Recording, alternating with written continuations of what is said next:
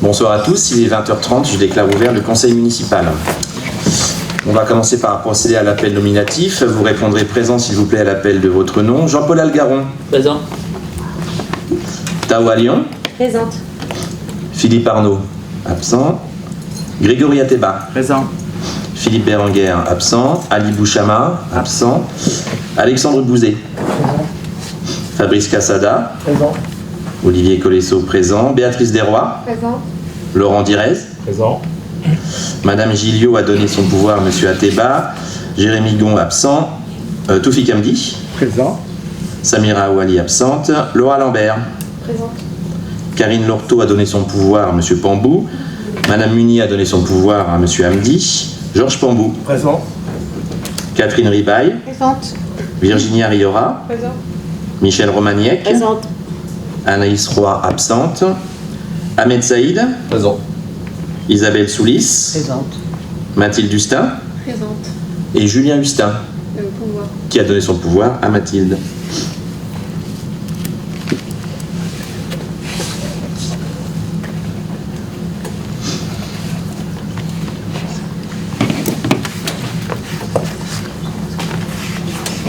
J'ai 17.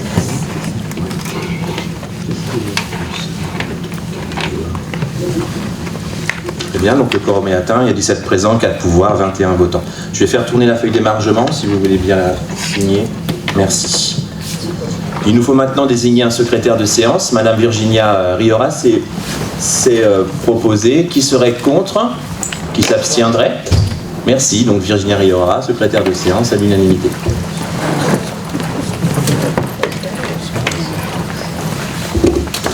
On va commencer par aborder le point du jour qui ne donne pas lieu à vote, c'est-à-dire les communications des décisions prises par le maire dans le cadre de sa délégation confiée par le conseil municipal. Vous en avez reçu la copie en annexe de la convocation, je vais comme les balayer rapidement. Donc on a une convention pour la mise sous pli de la propagande électorale, donc ça c'est une convention avec la préfecture de Seine-et-Marne, c'est classique au moment des élections. Les tarifs sont ceux fixés par l'arrêté. Ensuite, on a une convention avec REFPAC. REFPAC, c'est la société qui assure pour la commune l'inventaire des enseignes, des publicités extérieures, qui calcule avec son géomètre la redevance, enfin la taxe à payer, et qui ensuite nous prépare les titres qui sont ensuite envoyés aux contribuables. Un contrat de maintenance pour le logiciel Gallia Utopia. Gallia Utopia, c'est le logiciel de suivi du courrier, ce qui enregistre les courriers entrants en mairie. Un avenant ensuite à un contrat de location pour un véhicule. Un contrat pour la mise à disposition de 2 agents recenseurs.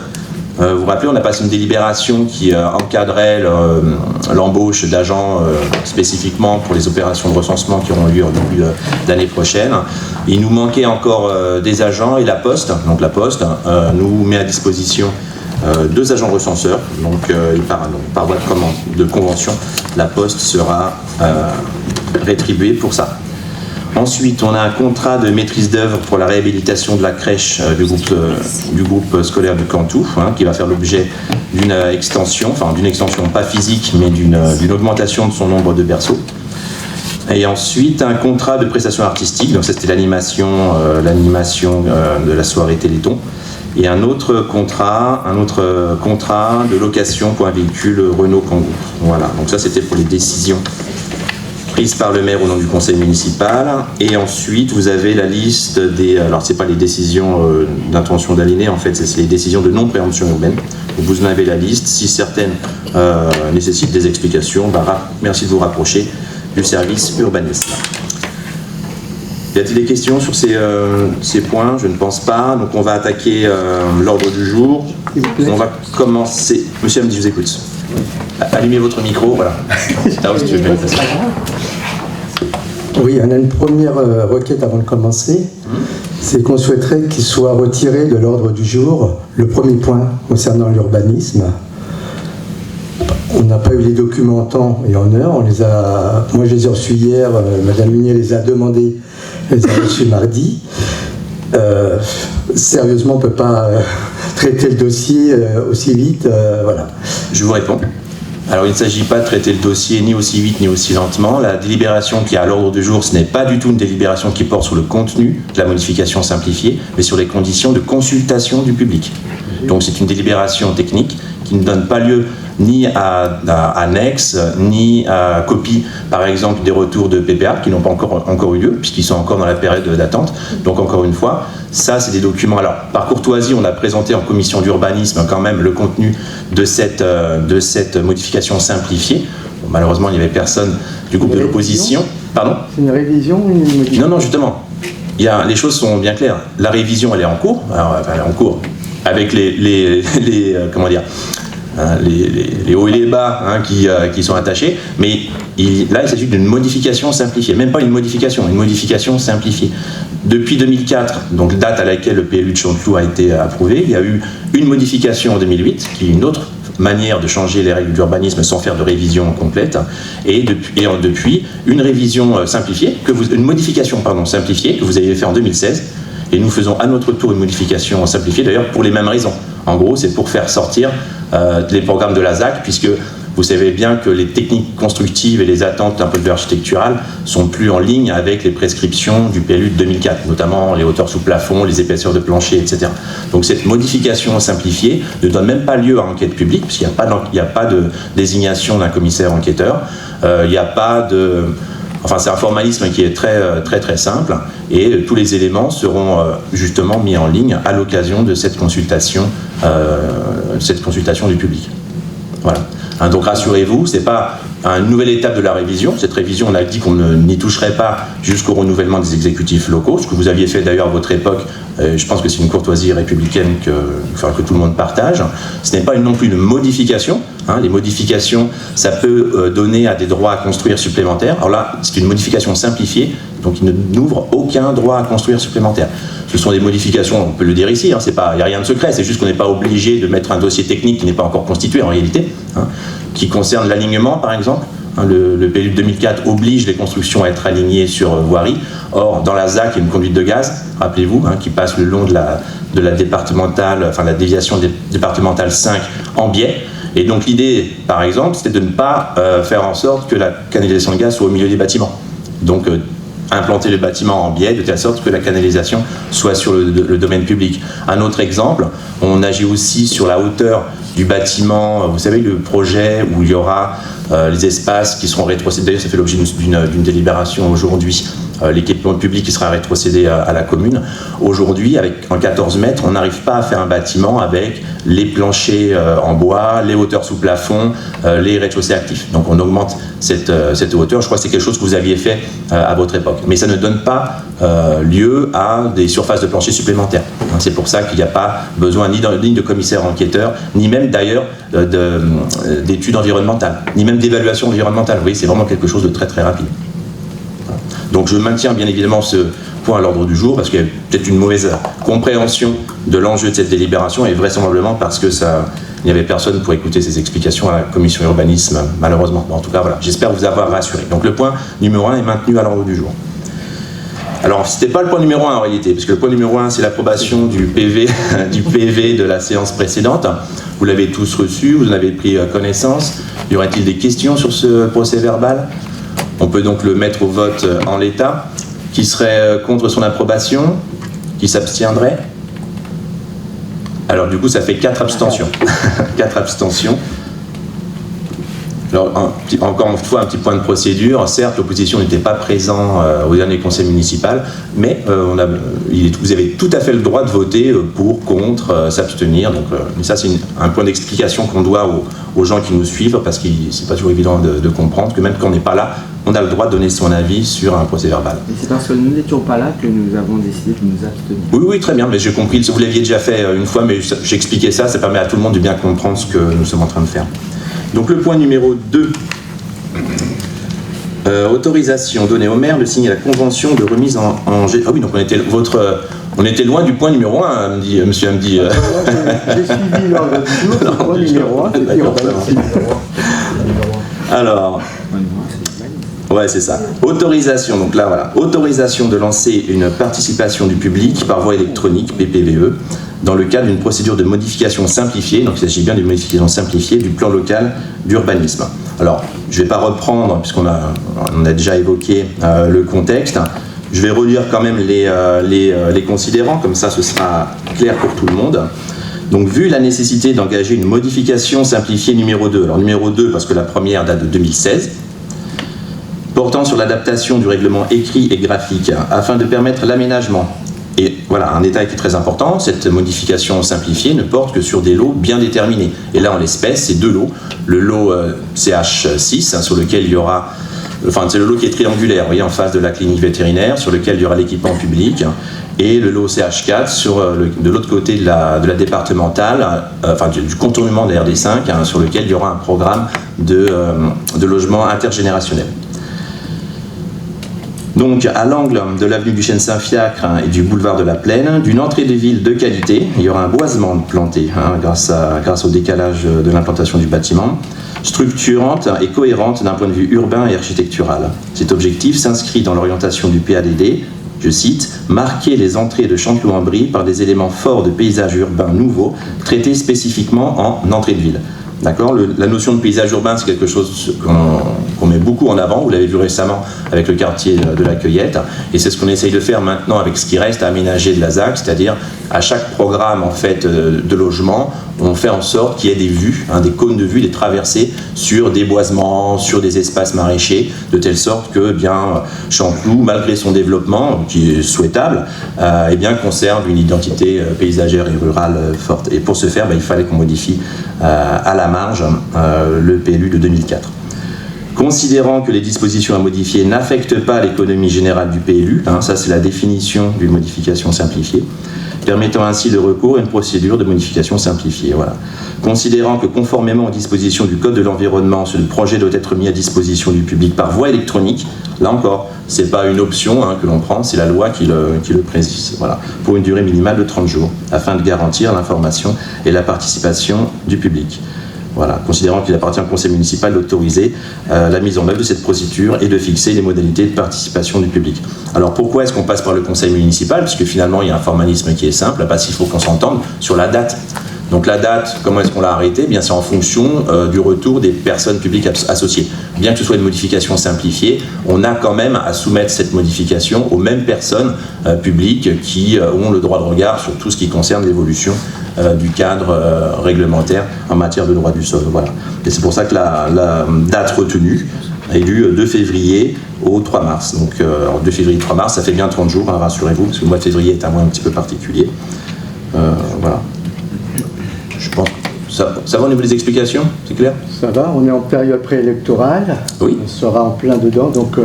Alors, pour nous, c'est jamais bon, vous savez très bien que les sujets de PLU, c'est jamais terrible. C'est jamais terrible. En revanche, l'avantage de faire comme ça, c'est qu'on repousse l'approbation, même de cette modification simplifiée, après le renouvellement des exécutifs locaux. Donc ça, c'est quand même bien. Donc l'exposé ayant été fait, qui serait contre l'approbation, enfin qui serait contre cette procédure de consultation du public par voie électronique, oui. Seul. Vous êtes seul à... Une voix contre. Une voix contre. Madame Munier. Et Madame Munier contre également ? Non, une voix Madame Munier contre. Madame Munier contre. Madame Munier. Et 2 abstentions. Trois abstentions.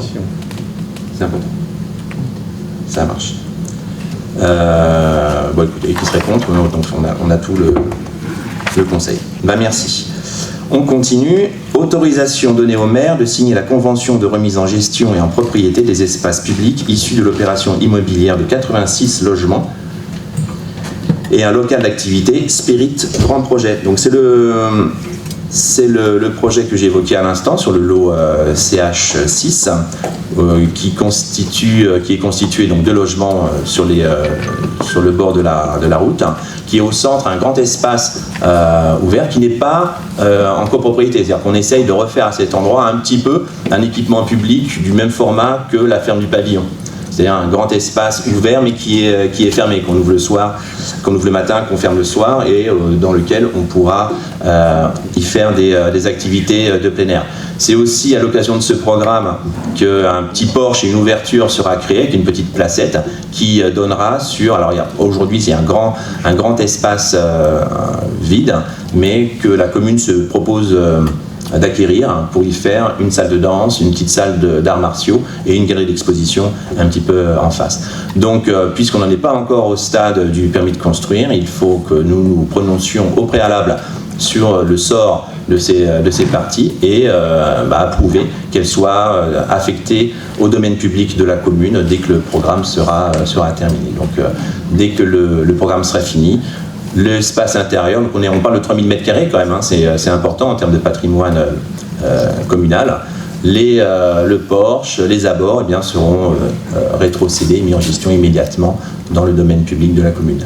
Y a-t-il des questions sur ce programme? Il y a eu un petit article dans le Cantou-Loupi il y a quelques mois, je ne sais pas si vous en souvenez. Non? Ben écoutez, on va mettre au vote. Vous avez une cartographie qui est assez détaillée en annexe. Donc qui serait contre la mise en gestion de ces espaces qui s'abstiendrait? 4 abstentions. Merci.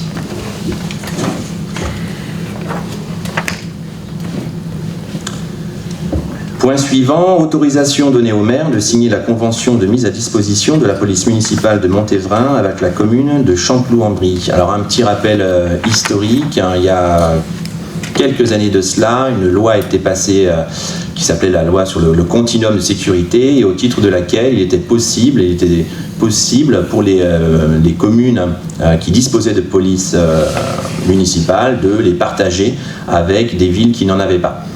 Chanteloup et Montévrain ont été de mémoire les 2 premières villes à s'associer sur ce projet et la police municipale pluricommunale Montévrain-Chanteloup-en-Brie intervient sur Chanteloup depuis 2 ans déjà. La convention arrive à son terme, on est très satisfait nous du service rendu et donc on propose de la renouveler. Alors avec une petite différence, on va profiter de cette délibération aussi pour caper un budget pour cette police municipale qu'on a mis à 80 000 €. 80 000 €, c'est un peu plus du double de ce que nous payons chaque année aujourd'hui. Donc en fait, cette délibération va nous permettre 2 choses.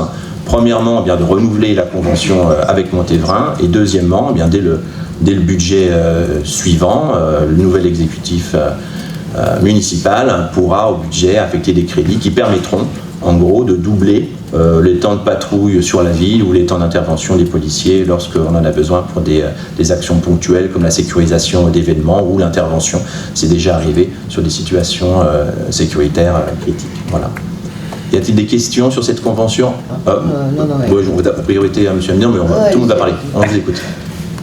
Je vais garder le micro.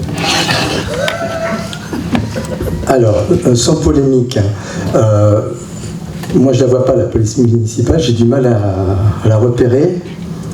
Ou bien elle passe et en gros j'arrive pas à déterminer, franchement. Alors que vous n'arriviez pas à la déterminer, c'est normal, puisque justement on fait bien attention de ne pas dire à quelle heure elle passe. Donc là, l'amplitude de passage c'est entre 6h et 23h, et il y a 3 passages par jour. 3 passages par jour. Ça, c'est le schéma ordinaire, et c'est ça que nous nous proposons de doubler, en réalité. Donc, ça permettra, je le souhaite, de l'avoir plus souvent. Mais ça nous permet aussi, parce que à la fin, on est facturé autant agents. Et donc, ça nous permet aussi de les mettre à contribution, comme j'ai dit tout à l'heure, sur des événements ponctuels. Vous voyez, typiquement, un carnaval, il y a des traversées, ils vont être avec nous peut-être 4-5 heures à plusieurs agents, donc là forcément ça mobilisera des ressources qui ne seront pas utilisées pour autre chose. Voilà, c'est comme ça que l'on fonctionne. Vous vous souvenez, enfin peut-être pas, mais quand on a signé cette convention, après on donnera la parole à Louis. Moi, je suis assez favorable, assez partisan de la politique des petits pas, parce que c'était comme un dispositif qui était nouveau. C'est comme des policiers qui passent d'une autorité d'un maire à un autre, dès qu'ils traversent la frontière.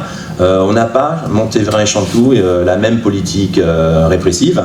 On n'a pas les mêmes. Donc c'est quand même un sacré boulot pour les policiers municipaux. Donc il fallait quand même s'assurer que ça fonctionne, et ça fonctionne bien. Donc là, on se propose d'aller un petit peu plus loin, si vous en êtes d'accord. Madame Solis. Oui, alors ma question était pourquoi doubler? Enfin, j'ai bien compris qu'il y avait des événements, ils passent déjà 3 fois par jour. Est-ce qu'il y a besoin qu'ils passent 6 fois par jour? Ou est-ce qu'il y a des... Enfin, je veux dire, est-ce que il y a est-ce qu'il y a un vrai besoin pour doubler le budget? Alors la sécurité, c'est quand même une demande qui est forte, qui est attendue par nos concitoyens. Je sais, on n'agit pas uniquement pour répondre à des sentiments ou des impressions d'insécurité, mais c'est exactement comme vous l'avez décrit, c'est-à-dire que les patrouilles, c'est une chose, mais dès qu'on a un besoin ponctuel, on consomme vite des heures agents, en fait. Et là, en fait, il y a, je veux dire, il y a les 40 000 euros et il y avait des suppléments. Non, on n'a jamais payé plus de 35 000 euros sur une année. Okay. C'était un petit peu ce qu'on s'était dit. D'abord, c'est aussi ce qu'on avait. On avait toujours eu dans l'idée que ça nous coûterait autour de 100 000 euros. Voilà, d'avoir une police pluricommunale. On n'en est pas encore là, mais on monte en puissance régulièrement pour aussi tester le système. Et puis on dépend aussi des moyens qui sont mis à disposition par Montérégie. Quand on avait signé la convention les premiers mois, ils étaient en phase de recrutement, ils ne pouvaient pas vraiment assurer toutes les missions qu'on leur demandait d'assurer. Voilà, donc eux aussi montent en puissance, ça nous permet de suivre. Oui, je voulais terminer. 80 000 euros, mais ça rejoint un peu ce que dit madame. On parle de d'autres besoins. Quels sont ces besoins? Regardez. Et puis la dernière question, ça sera le bilan. On va partir sur un vote, on n'a pas de bilan. Aujourd'hui, il y a eu 2 ans qui sont passés. Et ce qui aurait été intéressant, c'est d'avoir un bilan, un retour quantitatif, qualitatif de cette collaboration et de leur intervention. Je peux vous le donner déjà, puisqu'il y a déjà des missions de sécurisation de l'espace public qui n'étaient pas assurées à Chanteloup, qui le sont désormais. Typiquement, les fêtes de village, c'est beaucoup. On a fait beaucoup d'animations cette année. Et c'est ça aussi qui consomme beaucoup de temps agents. Ils étaient présents sur la brocante, ils étaient présents sur le carnaval, les feux d'artifice, etc. Tu veux intervenir, Laurent? Et en fait, on les voit beaucoup. Alors, on les voit beaucoup, pas forcément devant votre maison tout le temps, mais on les met beaucoup à contribution. Et aujourd'hui, avec le format que nous avions précédemment, on ne pouvait pas à la fois les mettre à contribution ponctuellement sur les événements qui nécessitaient de la sécurisation et maintenir ce rythme de 3 patrouilles par jour. Oui, je voulais juste intervenir pour dire un peu l'usage qu'on peut en faire. Je sais que j'ai fait appel notamment une fois à eux, notamment parce qu'il y avait une moto qui, sans plaque, sans rien, qui traversait Chanteloup à toute vitesse. Je les ai appelés, ils sont venus. Alors, ils ne l'ont pas vu, mais en tout cas, on ne l'a plus entendu. Donc, on a aussi cette solution, vu qu'on est d'astreinte, donc on entend quand même un certain nombre de choses. Et avant, on n'avait aucun moyen sur ce genre de situation, si ce n'est que d'intervenir nous-mêmes, ce qui n'est pas forcément la meilleure de choses. Non, ce qu'il ne faut surtout pas faire. La police nationale. Voilà. Alors là, en revanche, ici, on ne va pas ouvrir le débat de pourquoi est-ce qu'on a besoin de police municipale. On va tous être d'accord. On préférait avoir un commissariat à Bussy et avoir des policiers nationaux. Là, on a ce service. Je crois que vous l'avez vous-même évoqué à un conseil municipal, on sait bien que l'État se déleste de beaucoup de ses fonctions. On ne peut qu'en prendre acte et faire avec les moyens du bord. En tout cas, 80 000 euros pour une commune de 4 000 habitants, c'est pas beaucoup pour la sécurité. On est vraiment très très très loin des standards des villes périurbaines quand même. Voilà. Y a-t-il d'autres questions sur cette convention ? Alors, je propose de la mettre au vote. Qui serait contre me donner l'autorisation de signer cette convention ? 4 contre. Qui s'abstiendrait ? Une abstention. Merci. Point 4. C'est bon pour vous ? Modalité de mise à disposition de la salle municipale Van Vongel dans le cadre de la campagne électorale. Alors, vous ne l'ignorez pas, il va y avoir des renouvellements des exécutifs locaux les 15 et 22 mars. Dans ce contexte, il est tout à fait probable que des listes demandent l'accès à la salle pour organiser leurs réunions publiques. Donc il faut, c'est la loi qui le conseille, c'est pas obligatoire, mais c'est quand même mieux d'arrêter un cadre qui permet à chacun de répondre aux besoins de réunion publique avec un esprit d'équité en fait. Donc voilà, donc on va repointer ce que l'on a mis. Donc l'objectif c'est l'égalité d'accès entre les candidats.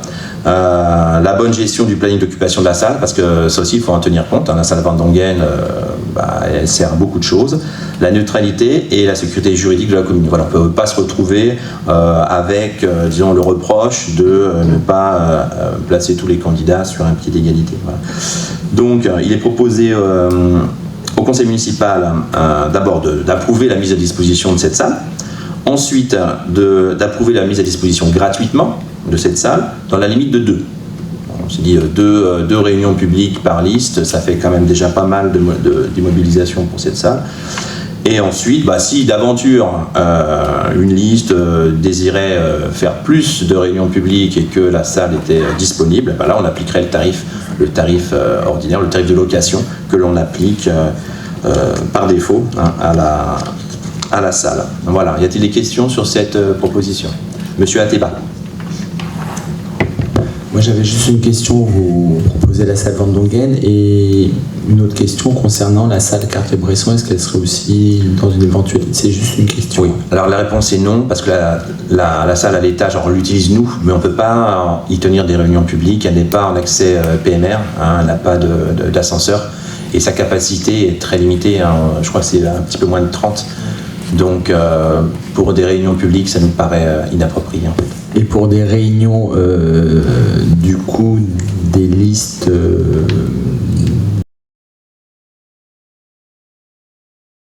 des formations politiques, vous pouvez l'autoriser, la Cartier-Bresson, juste des réunions de groupe de listes? Bon, moi je ne vois pas d'inconvénient à condition qu'elle soit disponible, encore une fois, parce qu'elle est utilisée le soir par pas mal de clubs, d'associations qu'on a récupérées, y compris des villes voisines. Donc si le besoin se présente, vous ou quelqu'un d'autre, faites la demande, puis on essaiera d'y répondre le mieux possible. En tout cas pour les réunions publiques, on a préféré limiter à Van Dongen, ça nous paraissait être la seule salle qui avait la capacité d'accueillir tout type de public, et puis aussi d'avoir les infrastructures qui permettent de faire des réunions de qualité. Très bien. Qui serait contre cette délibération? Qui s'abstiendrait? Une abstention. C'est la vôtre? Pierrette Munier. Pierrette Munier, donc une abstention de Madame Munier. Merci. Ensuite, je vais passer la parole à Monsieur Cassada. Il s'agit d'un tarif pour un séjour jeune au printemps 2026. Merci Monsieur le maire. Alors, comme tous les ans, nous avons le QG, le quartier jeune, donc l'association des adolescents, qui fait un voyage. Cette année, ce sera un voyage du 20 au 24 avril dans le Val-Joli pour un séjour complètement champêtre, donc 4 jours à la campagne avec différentes activités qui ont été étudiées avec les enfants, avec les jeunes. La délibération d'aujourd'hui consiste à fixer la participation des familles qui va être fixée autour de 250 €, sachant que le coût global du séjour est de 500 € par jeune. Et on fixe un tarif supérieur aux non-adhérents du quartier jeune au niveau de 300 €. La différence de 50 € correspondant au tarif d'inscription au niveau du quartier jeune, l'inscription annuelle. Donc les enfants vont faire entre autres courses d'orientation, VTT, acrobranche, laser tag, piscine. Et voilà, pour la délibération, c'est uniquement pour valider le tarif dédié aux familles à 250 € et les conditions d'adhésion. J'ai une question. Il y a un grand classique de ce mandat. Quel est le coût réel du séjour, s'il vous plaît? Le coût réel est à 500 €, donc la moitié pris en charge par la commune et la moitié pris en charge par les familles, dans le cadre où l'enfant est adhérent au QJ. Si l'enfant n'est pas adhérent au QJ, on lui demande 300 €, la différence permettant de valider l'adhésion de l'enfant au QJ. Coût réel par rapport au nombre d'enfants, de jeunes qui participent, c'est-à-dire que... J'ai pas précisé, il y a 12 enfants qui partent, plus 2 animateurs. Donc le coût des animateurs est dans les 500. D'accord.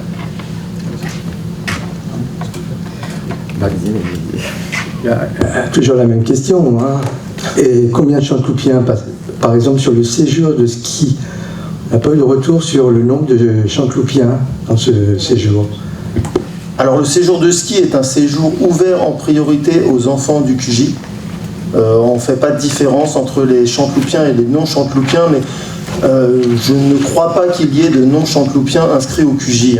Pour moi, il n'y a que des chanteloupiens, mais effectivement, à partir du moment où on ouvre les inscriptions, je ne fais pas de différence entre les uns et les autres. Mais dans la pratique, les enfants du QJ sont des chanteloupiens.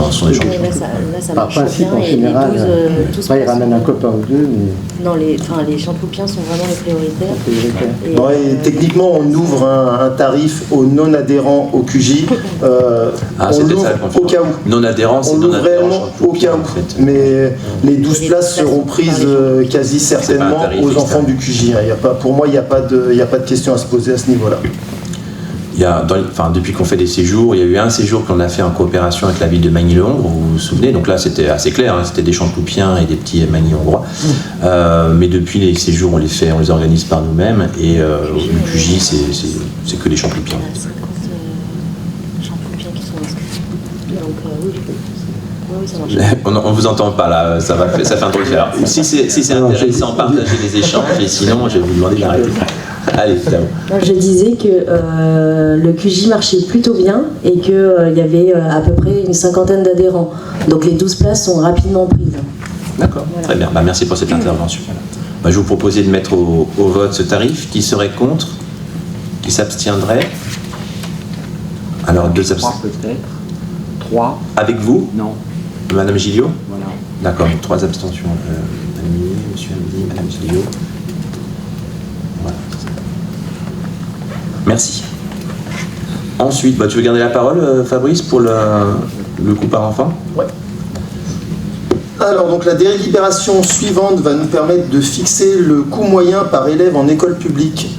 Alors, je m'explique, jusqu'à maintenant, nous n'avions pas de coût par élève dans l'école publique, c'est-à-dire que quand on reçoit un élève sur notre commune provenant d'une commune extérieure, il n'y avait pas de coût indiqué ni de rétribution mise en place. Alors qu'aujourd'hui, quand nous scolarisons un enfant de Chanteloup dans une ville extérieure, nous payons ce coût. Donc, il y a un calcul a été fait en fonction... Alors, une petite explication, parce que je rajoutais juste un petit point. Alors, ça ne veut pas dire qu'on prenait les enfants pour rien, c'est-à-dire que souvent, quand il y avait des demandes de dérogation sans qu'il y ait de convention avec des tarifs approuvés entre les deux communes, les dérogations étaient non fructueuses, ne se faisaient pas. Donc, et ça pourquoi? Parce qu'on n'aurait pas été en mesure de titrer la participation, puisque le prix n'existait pas. Donc, on l'a calculé, ce qui va nous permettre aujourd'hui, ou bien, je te donne la parole tout de suite, par convention avec des villes, de se dire ok, on prend les vôtres, vous prenez les nôtres, on se fait rien payer, ou alors tant qu'on est à l'équilibre, on compte rien, et puis s'il y a un déséquilibre, on titre ou on mandate la différence, ou alors avec des communes, j'en ai une en tête, une grande commune voisine qui eux aussi ont un tarif, on verra si on décide d'accepter une dérogation d'un enfant qui vient de cette ville, on fera une convention qui demandera à cette ville de nous payer ce tarif. Et sinon, on ne fera pas la dérogation. Voilà. On n'avait pas l'outil qui nous permettait d'aborder ce genre de questions selon toutes les possibilités, tous les cas possibles. Voilà. Donc, il fallait qu'on commence par calculer le coût à l'enfant. Vous avez presque tout dit, effectivement. Donc, le coût moyen était à calculer par rapport aux dépenses du fonctionnement des écoles, entretien des bâtiments, charges énergétiques, matériel pédagogique, enfin tout ce qui sert à scolariser un enfant. Et il a été établi que ce coût moyen sera à 1 246 € par élève et par an. Voilà. Et vous avez en annexe la convention typique qu'on peut passer avec une ville voisine, étant bien entendu que si nous avons 3 enfants, je vais dire une bêtise, 3 enfants à Bussy-Saint-Georges, et que Bussy-Saint-Georges nous en envoie 4, la convention porte sur l'enfant supplémentaire et pas sur 3 contre 4. Bon, le modèle de convention, c'est purement informatif, puisque chaque commune a ses propres pratiques. Voilà. Mais en tout cas, il fallait qu'on ait ce tarif pour ensuite être capable de déterminer des stratégies, des politiques d'accueil ou non des enfants des autres communes. Y a-t-il des questions? Ça concerne combien d'enfants, s'il vous plaît, à peu près? Voilà. Avez-vous un chiffre pour cette année, par exemple? En fait, aucun, puisque pour l'instant, on n'a pas de convention payante. C'est-à-dire qu'on a une convention avec Montévrain qui fait qu'on prend leurs enfants, ils prennent les nôtres. Donc là, on est sur une dizaine d'enfants, je crois, de mémoire, à Chanteloup. Je ne sais pas combien, ce qu'eux en ont pris, il faudrait que je regarde le calcul, mais en tout cas, avec les autres villes, on ne prenait pas les enfants, puisqu'on n'avait pas de tarif à appliquer. Voilà. Donc aujourd'hui, si votre question c'est combien y a-t-il d'enfants non chanteloupiens dans les deux groupes scolaires, enfin dans les deux écoles. Tao, je pense qu'on est une petite dizaine. Sur 485. Tu voulais dire que... C'était ma question. C'était ta question? Eh bien, je vous propose de passer ce tarif au vote, qui se raconte en 1246. J'ai regardé un petit peu ce qui se fait dans les autres villes, c'est dans la bonne moyenne. Voilà. Qui serait contre ce tarif? Une voix contre. Madame Munier. Madame Munier contre. Qui s'abstiendrait? Merci. Maintenant, autorisation donnée au maire de lancement d'une procédure de passation et de signature de marché public et accord cadre pour la réhabilitation de la crèche. Tao, tu veux présenter ou c'est moi qui fais pour la situation de la crèche? C'est moi qui fais. Aujourd'hui, la crèche a 24 berceaux à temps plein. Les locaux commencent à être à bout de souffle. Il y a des aménagements nouveaux à faire, qui sont imposés par la PMI. Or oui, on a une occasion puisque dans l'hypothèse où nous sommes capables d'augmenter le nombre de berceaux, donc augmenter la capacité d'accueil de la crèche, eh bien la CAF nous subventionne les travaux de réfection. Donc ça c'est quand même une bonne nouvelle. Donc on va être capable d'augmenter les capacités d'accueil de la crèche sans engager beaucoup de frais pour la commune. Mais il faut d'abord être certain que dans le bâtiment tel qu'il existe aujourd'hui, il y a la possibilité d'accueillir plus d'enfants qui ne le sont aujourd'hui. Donc c'est pour ça qu'il faut passer un accord avec architectes, AMO, etc. pour faire les études. Et tout ça, ça passe par un marché public, puisque nous sommes contraints par les règles de la commande publique. Et donc là, il s'agit de déterminer en fait les conditions, plutôt le prestataire qui sera chargé de faire les propositions en fait pour le réaménagement de la crèche. Voilà. Donc le coût prévisionnel est estimé à 276 000 €. C'est pas le coût pour la commune, c'est le coût pour le projet. Voilà. Et une fois déduction, alors là aussi. Une question, je pense que, j'anticipe peut-être une question. Chanteloup, on a toujours cette habitude de ne pas engager les travaux tant que les travaux ne sont pas subventionnés. Donc nous, on lance toujours les demandes, on monte les dossiers de manière complète, et c'est lorsque nous avons les notifications de subvention que nous procédons aux investissements. Si d'aventure, à l'occasion de tout ce processus, quelque chose venait à coincer, ou bien que techniquement on ne puisse pas augmenter le nombre de berceaux, ou bien qu'on n'ait pas le niveau de subvention attendu, eh bien nous mettrions fin à ce projet tel quel et nous en envisagerions un autre. Ça c'est important de le rappeler, parce que c'est comme ça qu'on a fonctionné jusqu'à présent. On a beaucoup fonctionné par opportunité, c'est-à-dire qu'on travaille en permanence sur beaucoup de dossiers. Et puis, lorsque les subventions sont pratiquement certaines, là, on les présente au conseil municipal, on va de l'avant, mais malgré tout, on n'engage pas de somme avant d'avoir les notifications de subvention. Alors, on est vraiment dans ce cas. J'ai une question concernant justement la réhabilitation de cet espace. 24 à 32, ça fait 8 berceaux quand même. On parle d'espace. Je m'interroge quand même parce que vous dites on n'agrandit pas, voilà, donc où va-t-on les placer, comment? Vous vous interrogez, moi je ne m'interroge pas en fait, parce qu'il y a des architectes, il y a des AMO qui travaillent avec la PMI, c'est un projet qui est fait main dans la main avec les services de la petite enfance, donc ils trouveront les formules qui sont adaptées. Et il faut savoir quand même que la crèche telle qu'elle a été conçue, il y a des espaces qui ne sont pas utilisés. Vous voyez, par exemple, si vous avez encore en tête la configuration de la crèche, la salle, vous savez, pour les trucs sensoriels nautiques, etc., elle n'a jamais été utilisée. Il y a beaucoup de couloirs en fait qui sont redondants. Il y a des stockages en fait qui n'ont pas lieu d'être. Donc ça, c'est le travail de l'architecte, de préparer un dessin, une esquisse qui permet d'augmenter les capacités d'accueil et de répondre aux critères de la PMI. Mais c'est la PMI qui est moteur et c'est la CAF qui subventionne. Donc je ne veux pas dire qu'on est passif, on est observateur, mais en tout cas nous on marche dans les pas de la CAF et de la PMI. Donc moi je ne suis pas du tout inquiet. Et si après étude il s'avérait que ce n'était pas possible, comme je l'ai dit, eh bien on passerait à autre chose. On envisagerait une autre façon de rénover la crèche, mais sans augmentation des capacités d'accueil. Mais là on serait dans un autre contexte. Ça veut dire que ce serait à la commune de supporter le coût. Et enfin, par rapport justement si les travaux se font, vous avez parlé d'une période estivale, si je ne dis pas de bêtises. Oui. Du coup, ça ne fonctionnera pas. Ça fonctionnera, oui, en site occupé, non, je ne sais pas. Vraisemblablement non.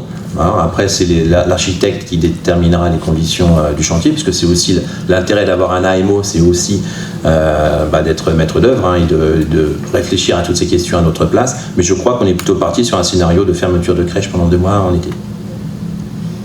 Et est-ce que Mon DGS penche la tête, c'est peut-être pas ça? Les enfants sont dirigés sur d'autres crèches. Oui, voilà. Ah oui, mais c'est quand même une fermeture. On me dit que les enfants sont dirigés vers d'autres crèches du groupe, hein, mais ça c'est un petit peu ceux qui le souhaitent, hein, bien évidemment. Hein, donc ça c'est l'offre un peu commerciale, on va dire. Mais pour ce qui est du site de Chanteloup, il sera fermé le temps des travaux. C'est pour ça qu'on prend la période estivale, parce que c'est la période qui est la moins complexe. J'ai oublié ma question. Ah bah écoutez, vous savez quoi, si ça vous revient, vous interviendrez. J'ai oublié ma question. On était sur la fermeture en été. Oui, la PMI donc intervient effectivement, c'est ce qu'elle avait fait aussi. Et très en amont, hein, d'ailleurs. Elle intervient dès les premiers travaux d'esquisse. Hein. C'est pas juste un travail de contrôle une fois que les choses sont faites. Donc c'est ce qu'elle avait fait aussi quand on a effectivement mis en place la halte garderie à l'époque. Effectivement, il y a des salles qui ne sont pas utilisées. Après ça, c'est au personnel qui l'utilise. Bien sûr, et à l'exploitant, c'est normal. Et donc, j'ai oublié ma question. Bon, alors je vais trouver une question à votre place. Est-ce que c'est bien nécessaire de passer de 24 à 32 berceaux? Est-ce qu'on a beaucoup d'enfants sur les listes d'attente? On en a un petit peu. Elle est pas mal cette question, elle a du sens. Donc, on a combien d'enfants en liste d'attente sur la crèche? On en a 6, 7, 8 Oui, après, il y a de toute façon les enfants, là pour l'instant. Allez, micro. Fais-nous un petit plan un petit topo sur l'occupation de la Alors, crèche. déjà, au niveau de la PMI, en fait, la crèche demande en fait des autres normes, rien que pour le dortoir, l'échange. Donc, en fait, on doit faire beaucoup de travaux au niveau de la crèche. Maintenant, en fait, c'est pour ça que nous, on a décidé de revoir tout ça. Et en fait, au niveau de la crèche, il y a toujours de la demande. Voilà, au niveau des enfants, même si ça stagne un petit peu, le nombre de demandes reste toujours présente. Sur Chanteloup, alors voilà, parce que sur Chanteloup, la crèche est vraiment prioritaire au niveau des Chanteloupiens. Et au niveau des assistantes maternelles, ça ne les bloque pas non plus parce que en fait, les assistantes maternelles prennent les enfants qui viennent d'autres villes, en fait, des villes alentours. Donc c'est vrai que ça bloque pas non plus, quoi.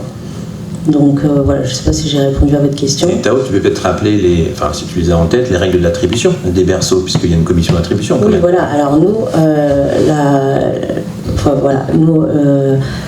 là, c'est être chanteloupien, soit être habitant de Chanteloup ou un employé de Chanteloup, un enfant porteur de handicap, des enfants qui sont jumeaux, parce que du coup c'est assez difficile aussi de trouver un moyen de garde pour 2 enfants, voire 3, c'est possible. Voilà, après rien que ces critères-là, ça remplit assez rapidement, donc du coup, par exemple cette année il n'y a vraiment que des chanteloupiens.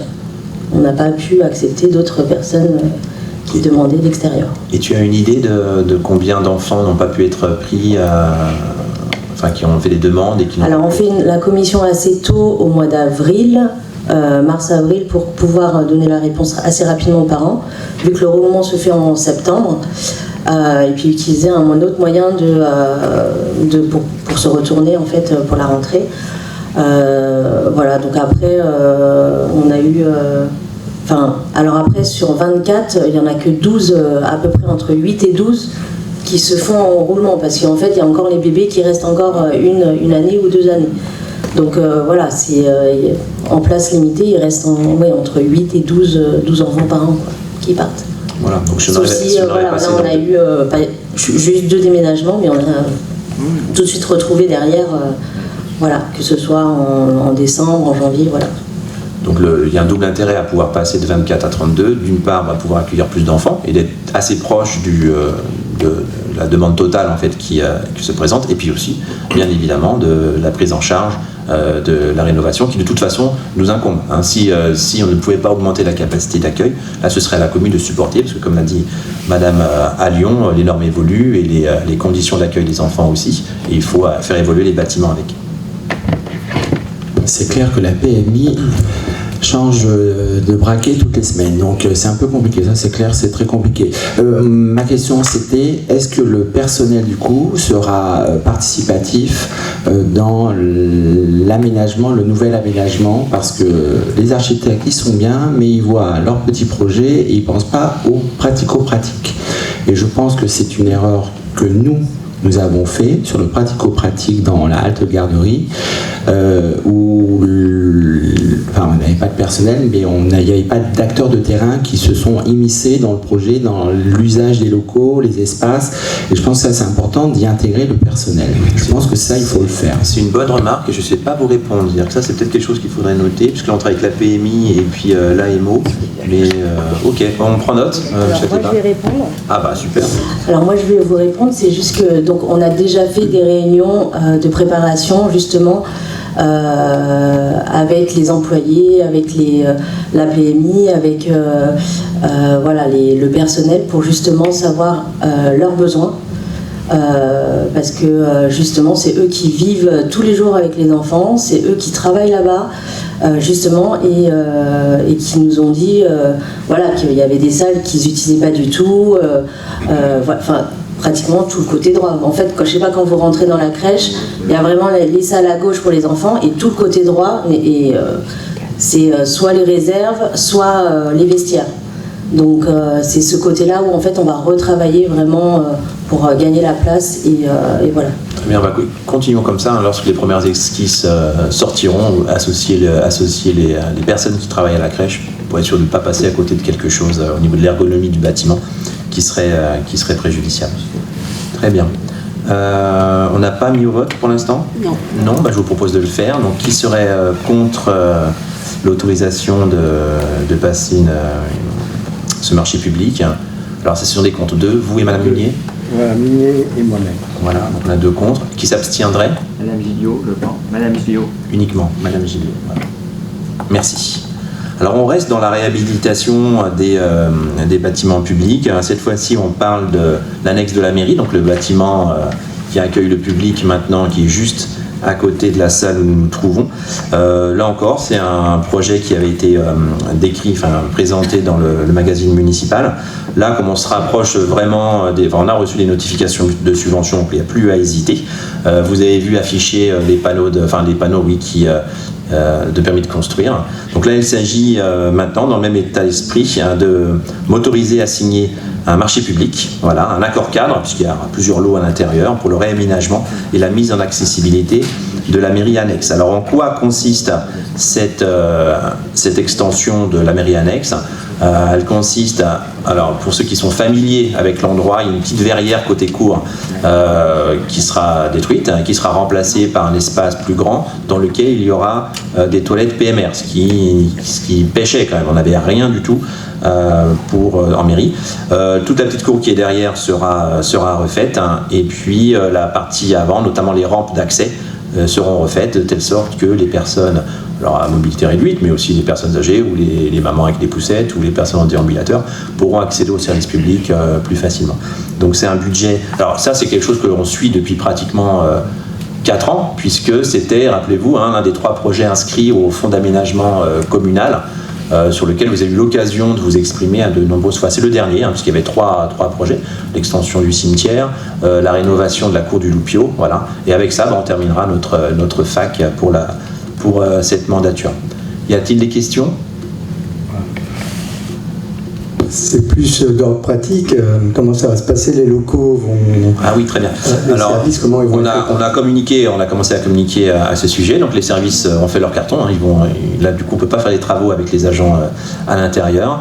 Alors on avait déjà relocalisé le service à l'enfance, la partie scolarité sur la ferme. Et là, les services administratifs, donc état civil et accueil, seront dans les locaux de la Poste le temps des travaux. Voilà.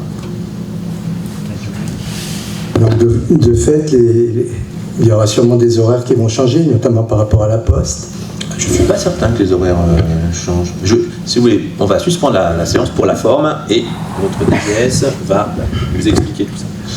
Alors le temps des travaux, le temps que les agents des services à la population seront à la poste, on va fonctionner avec les horaires habituels. Et à partir de la réintégration dans les nouveaux locaux, effectivement, l'agence postale prendra les horaires des services à la population.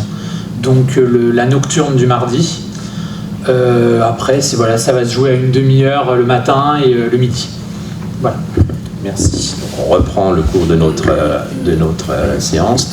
Donc voilà, l'idée c'est de ne pas modifier les horaires d'accueil.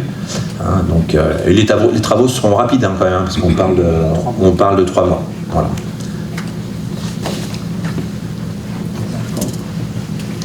Elle est marquante. D'autres? Monsieur Athéba. J'ai peut-être loupé quelque chose, ça démarquant. Alors, le PC est affiché.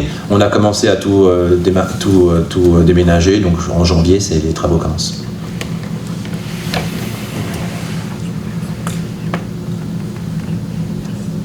C'est bon? D'autres questions? Eh bien, écoutez, je vous propose de mettre au vote. Qui serait contre? Il y a un contre.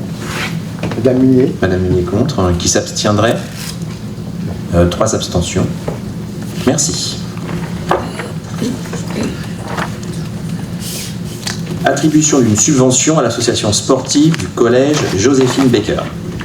Vous le savez, depuis la rentrée... Tu veux le faire ou... Allez, vas-y. Donc nos enfants de Chanteloup, donc nos nouveaux collégiens, donc tous ceux de 6e ont été fléchés directement sur le collège Joséphine Baker de Bussy-Saint-Georges qui vient d'ouvrir. Donc il y a, si je ne dis pas de bêtises, 6 classes de 6e et 2 classes de 5e. Donc c'est la première ouverture. Et il y a la création d'un AS, d'une association sportive du collège, qui a besoin d'une subvention pour pouvoir acheter un début de matériel, une AS qui... Ils partent de rien. Ils partent de zéro complet pour faire du basket, donc certainement acheter quelques ballons, quelques jeux de chasuble. Donc il était plutôt bienvenu d'accéder à cette demande, sachant que Bussy accueille nos collégiens. Je pense que c'est un bon retour des choses et un bon échange positif entre nos deux communes.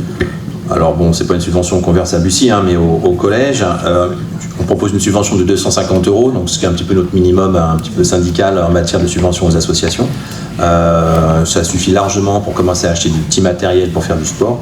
Et puis ça montre aussi notre volonté de travailler main dans la main avec cet établissement qui va compter de plus en plus pour nous. Voilà. Y aurait-il des votes contre cette subvention, à moins que vous ayez des questions sur ce sujet? Donc qui serait contre? Qui s'abstiendrait? Merci. Eh bien, nous avons fini les points qui nécessitaient un vote. Je vais maintenant vous donner la lecture d'une motion qui a été approuvée en bureau communautaire, donc le bureau de Marne-et-Gondoire, qui concerne le projet de loi de finances. Alors, dans un esprit de solidarité, il a été convenu que chaque commune, en conseil municipal publiquement, lirait cette motion. Donc, je vais vous en donner lecture et puis je ferai quelques petits commentaires personnels après, si vous en êtes d'accord. Lors du bureau communautaire du 1er décembre 2025, la communauté d'agglomération de Marne-et-Gondoire a adopté une motion relative aux discussions en cours sur le projet de loi de finances pour 2026. Le maire présente cette motion au conseil municipal, dont acte. Alors que le Sénat vient d'entamer l'examen du projet de loi de finances pour 2026, l'effort de 6 milliards d'euros demandé aux collectivités nous semble disproportionné. Ce sont les maires de l'agglomération qui parlent. L'État fait ainsi peser sur le territoire le coût du redressement des finances publiques au risque d'étouffer les services de proximité, d'entraver la transition écologique et de menacer la cohésion nationale. Sur le territoire de Marne-et-Gondoire, le projet de loi de finances pour 2026 prévoit une ponction de plus de 6 millions d'euros partagée entre la communauté d'agglomération et les communes membres. 2,7 millions d'euros de nouveaux prélèvements fiscaux, d'illico. Monsieur Panvou vous en a parlé à 2 reprises lors des discussions budgétaires des 2 dernières années, qui est une contribution créée l'année dernière pour redresser les finances publiques.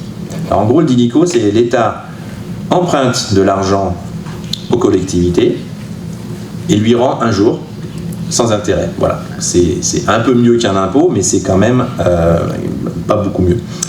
700 000 euros de diminution de la DCRTP, un fonds qui avait été créé lors de la suppression de la taxe professionnelle pour les collectivités qui étaient financièrement pénalisées par la réforme. Là aussi, c'est un grand classique. L'État supprime des impôts parce que c'est populaire, mais pas les siens. Donc il supprime les impôts des autres, mais il nous rassure, nous compenserons cette suppression à l'euro près. Oui, la première année, la deuxième année, puis un jour il ne compense plus. On est là-dedans. 2,8 millions d'euros de baisse d'allocations compensatrices pour les locaux industriels. Avantage fiscal que l'État avait accordé aux établissements industriels en diminuant leurs impôts locaux de 50%. Toujours la même histoire. Nos collectivités sont des piliers fondamentaux de la République. Elles assument le maintien de la cohésion sociale en fournissant à nos concitoyens des services publics essentiels. La préparation budgétaire 2026 commence. Mais quelle offre de services allons-nous devoir dégrader sur l'autel de l'austérité budgétaire? Les écoles maternelles et primaires, avec la restauration scolaire, les classes découvertes ou l'accueil périscolaire?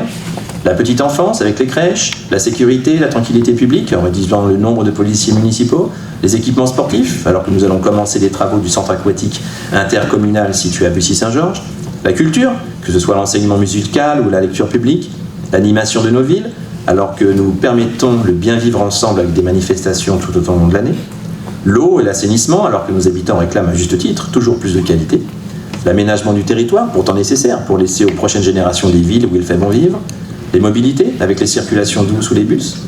Depuis des années, avec les 20 maires de Marne-et-Gondoire, nous faisons des efforts d'optimisation budgétaire soulignés par la Chambre régionale des comptes, avec la mutualisation de services entre la communauté d'agglomération et les communes volontaires, sans attendre des orientations nationales.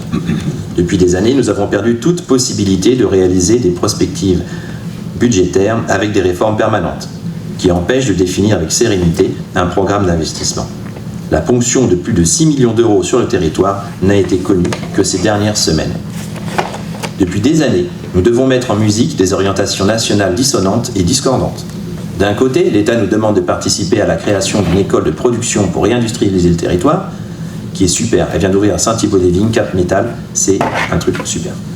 De l'autre, l'État prévoit de nous supprimer 2,8 millions de compensations fiscales liées aux établissements industriels. Cherchez l'erreur. Alors que ces prochains mois, des candidats aux élections municipales pourraient être tentés de promettre un programme politique irréaliste, nous connaissons la situation budgétaire de l'État et son déficit abyssal. S'il est normal de participer au redressement des finances publiques, il est de notre devoir d'élus de vous alerter sur les conséquences dévastatrices sur nos politiques publiques locales. Voilà. Ça, c'était la motion arrêtée en bureau communautaire. Je vais rajouter quand même 2-3 trucs. D'abord, certes, la ponction de 6 millions d'euros, alors on n'est pas sûr que ce soit 6 millions d'euros, puisque les aléas du projet de loi de finances font qu'on ne sait pas vraiment exactement à quelle sauce on sera mangé, mais la ponction est réelle. Ce que je voulais dire quand même, c'est que c'est pas anormal que les collectivités soient ponctionnées. La dette, les 4 000 milliards de dettes, on en est tous les recelleurs, on en est tous un peu responsables, donc il n'est pas anormal que chacun fasse l'effort, et à ce titre, les collectivités comme les autres. En revanche, là on l'a dit, Marne-et-Gondoire, on est sur une trajectoire financière qui est très bonne. On mutualise énormément de services. Chanteloup, par exemple, n'instruit plus ses PC. Chanteloup ne conduit plus elle-même ses marchés. On a tout ça, on a mutualisé. C'est des économies d'échelle qui sont très importantes. Et la bonne gestion de Marne-et-Gondoire a été soulignée par la Cour régionale des comptes. Donc c'est quand même bien de le souligner. Donc malgré tout, il faut qu'on continue à faire des efforts en matière de mutualisation, en matière d'intercommunalité. Ça, c'est vraiment l'avenir. D'ailleurs, l'État ne rate jamais une occasion de nous le rappeler. Je crois que M. Direz ne me contredira pas, puisqu'on était récemment à une réunion où, en gros, le dernier mot du directeur général de la préfecture, c'était de dire si vous n'y arrivez pas, vous communes, voilà, 3 petits points, donc sous-entendu, demandez à l'agglo ou organisez-vous différemment. Donc voilà. Donc oui, c'est violent parce que ça arrive comme ça sans crier gare, et puis surtout parce que l'État ne cesse de nous confier des missions nouvelles. Alors le problème, il est vraisemblablement là, que l'État coupe des impôts ou demande de faire des économies, c'est plutôt bien, on ne peut que s'en réjouir, mais il faudrait qu'en face, on ait moins de missions, ou en tout cas des missions qui puissent être rendues de manière plus simple et plus économique, parce qu'aujourd'hui on croule sous les obligations déclaratives, on fait des rapports, des schémas, des plans, et ça c'est très coûteux. Donc oui, on va devoir réinventer notre façon de travailler avec moins d'argent qu'on en a eu. Et voilà, on aimerait comme que l'État aussi nous y aide, eh bien, en nous facilitant la tâche et en reprenant peut-être à son compte certaines missions, ou en tout cas en ne chargeant, là c'est moi qui le dis, en ne chargeant pas trop la barque réglementaire et pas trop d'obligations déclaratives, parce que ça commence à être très très lourd. Quand on voit quand même qu'on doit faire des rapports sur la désimperméabilisation du sol et en même temps faire un rapport sur l'imperméabilisation du sol, on se dit que peut-être que juste faire une soustraction, on a les deux informations d'un coup, mais non, il faut faire deux rapports différents. C'est un exemple, mais il y en a plein des comme ça. Voilà. Donc ça, c'est pas quelque chose qui appelle un vote, mais en revanche, si certains d'entre vous veulent s'exprimer sur la question des finances publiques au niveau local, ils sont les bienvenus, bien évidemment. Je ne sais pas si Georges, toi, tu veux ajouter quelque chose. Non, je dirais simplement qu'on... Ah bah, si tu dis simplement, alors... Voilà, qu'on va réaborder ces sujets lors du rapport d'orientation budgétaire. Et puis, ce que je vais rappeler, c'est qu'évidemment, on est dans un grand classique. Et ce n'est pas la première fois que l'État demande aux collectivités de faire des efforts. On a connu ça les années précédentes, notamment, je crois, de 2014 à 2017.